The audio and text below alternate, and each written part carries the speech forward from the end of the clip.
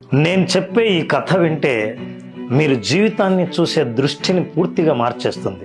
ఇద్దరు స్నేహితులు పని కోసం సిటీకి చేరుకుంటారు.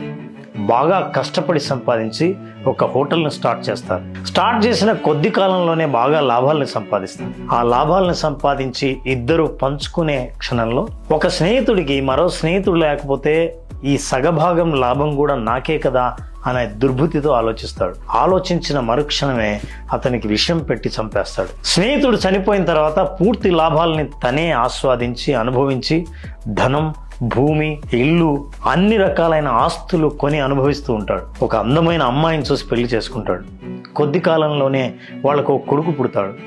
కొడుకు పెరిగి పెద్దవగానే ఉన్నత చదువుల కోసం విదేశాలకు పంపిస్తాడు. విదేశాల్లో అతను చదువుకుంటుండగా ఒక విచిత్రమైన వ్యాధికి గురవుతాడు. ఆ వ్యాధి ఎన్ని ప్రయత్నాలు చేసినా ఆ వ్యాధికి చికిత్స దొరకదు. తండ్రి తన ఆస్తిని అమ్మవలసి వస్తుంది, హోటల్ని అమ్మవలసి వస్తుంది, భూములను అమ్మవలసి వస్తుంది. సంపాదించిన ఆస్తి మొత్తం కరిగిపోతుంది. ఒకరోజు బాధతో తండ్రి చూస్తుండగా ఆ రోగాన పడిన కొడుకు, నాన్న నన్ను గుర్తుపట్టావా అని అడుగుతాడు. నాకెందుకు గుర్తుకు లేదు, నువ్వు నా కొడుకు కదా అంటాడు.